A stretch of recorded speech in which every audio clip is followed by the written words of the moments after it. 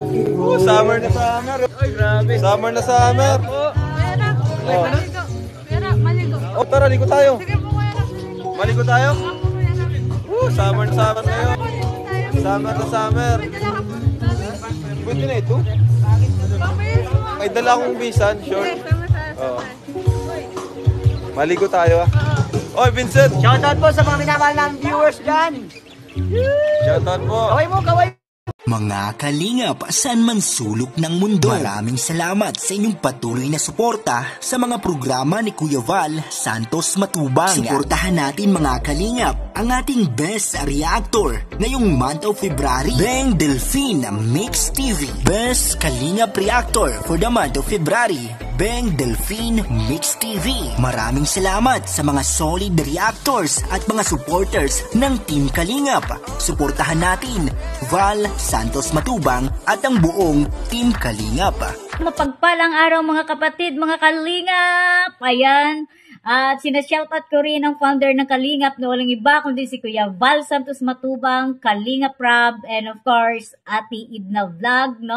Welcome back to my YouTube channel mga kapatid, mga Kalingap, no? So ayan, bago tayo magbibigay ng ating opinion, no, sa mga nangyayari dito, especially po sa mga buzzer, no, ng mga beneficiaries ng Kalingap, no, mga kapatid, mga Kalingap. So ayan, pakisuportaran po muna natin yung ating mga charity vlogger na na-assign po sa iba't ibang landing pads ng Kalingap. So, unahin na natin ang Gumaka Quezon. Andiyan po si J. Morelo Vlogs, Kalingap Leja, Bellionis Mix TV, Maramara 77, Aljus Eagle, no?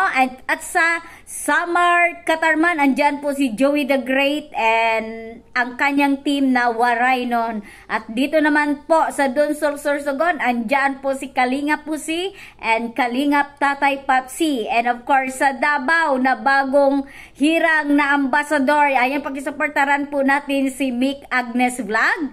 And of course, wag din po natin kalimutan si Kalingap Nico na andoon sa Kalingap landing pads ng Enja. So, ayan. And of course, pahabol guys, no, pakisuportaran din po natin si Gabi Zera, no, na naglilingap po doon sa Negros. So, ayan guys, no. And of course, no, sa aking mga kapwa reactors dyan, no, sa Karipa at sa lahat-lahat na ng mga reactors ng Kalingap, ayan, mega love shoutout sa inyong lahat, no.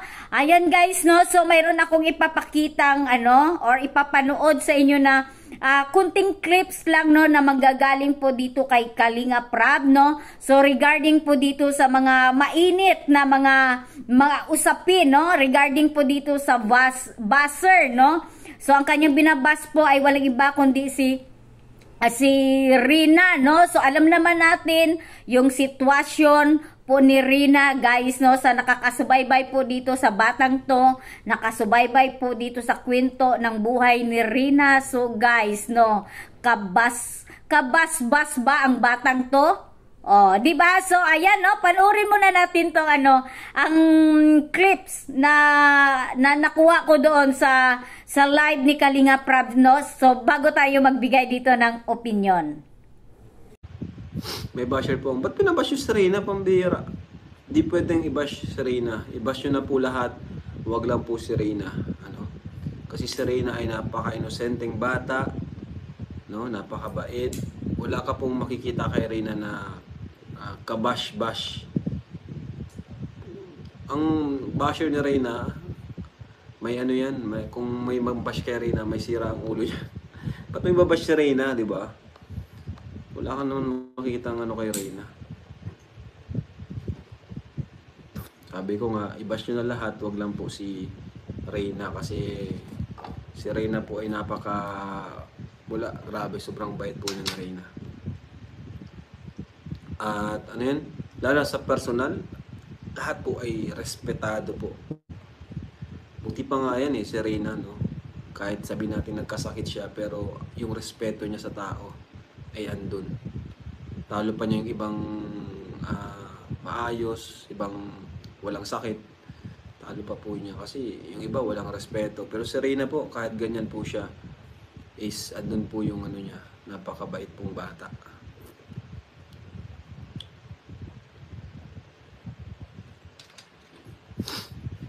So, ayan mga kapatid, mga kalingap. So, ayan, no, narinig na natin yung pahayag ni Kalingap Rab, no, para dito sa mga buzzers ni Rina, no. So, ayan, sa hindi pa po nakasubaybay, no, dito sa buhay ni Rina, no. So, ayan, puntahan nyo po yung channel ni Kalingap Rab, either kay Kuya Val Santos Matubang. So, ayan, panuorin nyo at para malaman nyo, no, kung ano yung naging kwento ng buhay ni Rina, guys, no. Ayan, shout out yan sa mga buzzers, no. So, ayan, no, naglabas na ng, hindi na mapigilan ni Kalingap Rab yung kanyang emosyon, no, dito sa mga buzzers na to, no.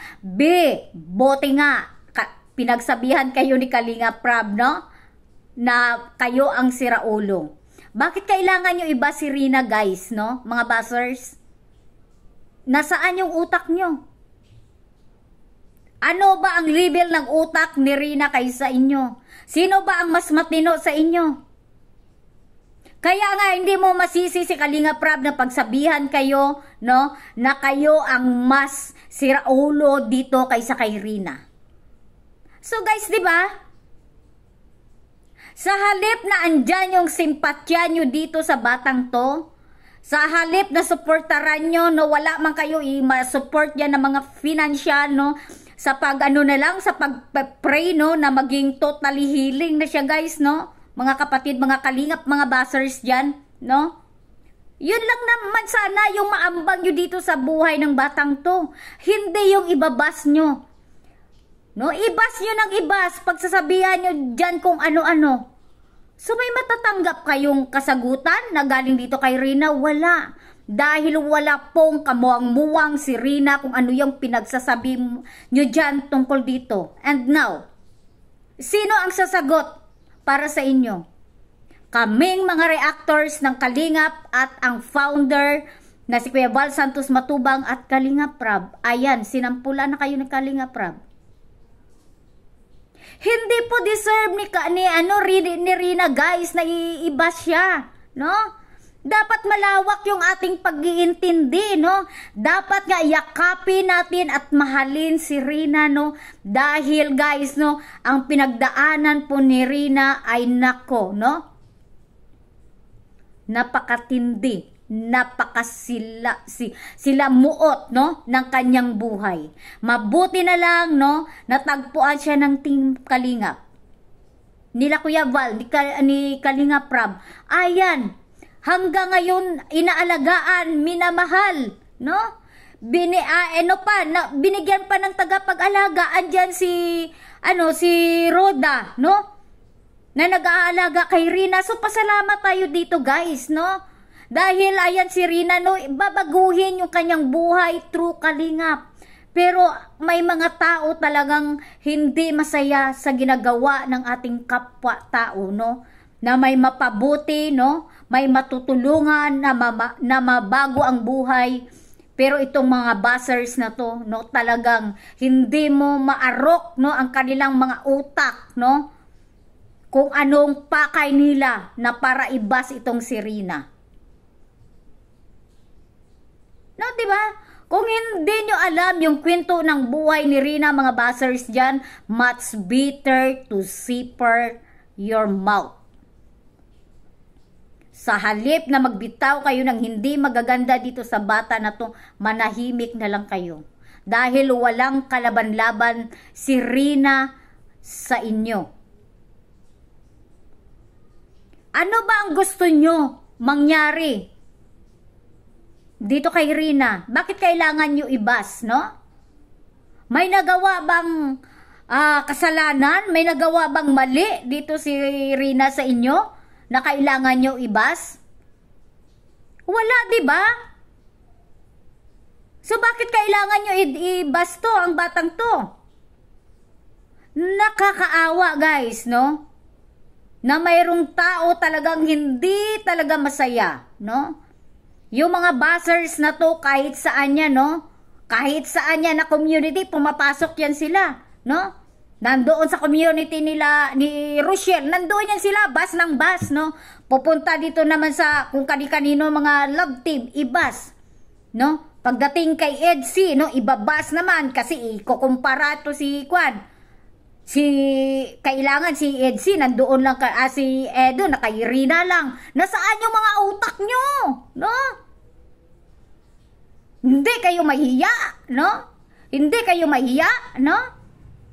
Naiano nyo si Rina diyan kay Edo. Diyos mio, Marimar, yung utak nyo, no? Ito minsan yung pagkapanatik natin, ilagay natin sa lugar, no? Tingnan natin yung sitwasyon, no? May kakayahan ba si Rina para ilabtim-labtim dyan? Di ba wala? Di ba kagaguhan? Kagaguhan lang yung mga buzzers yan? No, di ba mga buzzers, kagaguhan lang yung mga pinagagawa nyo dyan, no? Ginugulo nyo lang ang buhay ni Rina, no? Na wala kayong magawa, no? Manahimik kayo.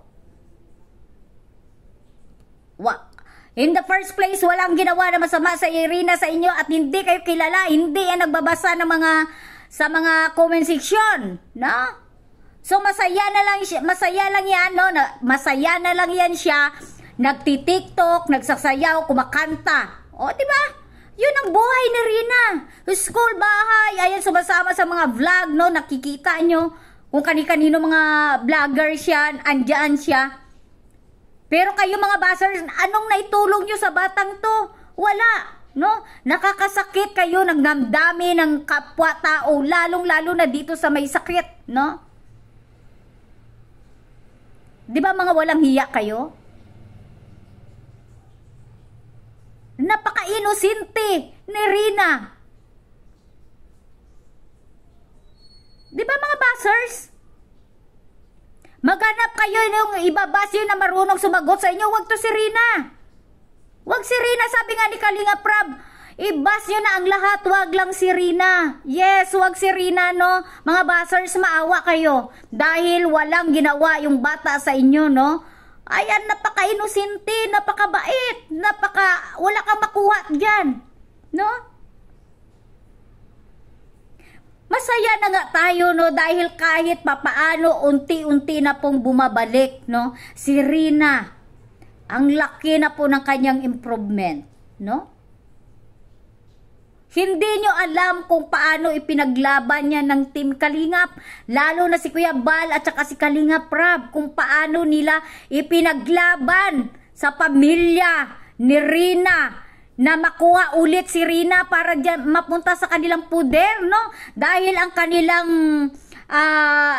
gusto, no? Pagalingin, tulungan na gumaling at bumalik si Rina. Ayan, tulungan na lang natin mga buzzers dyan, no? Ipag-pray natin na tuluyan na tumagaling si Rina para magawa niya lahat, no? Ng mga gawain ng mga teenager, no?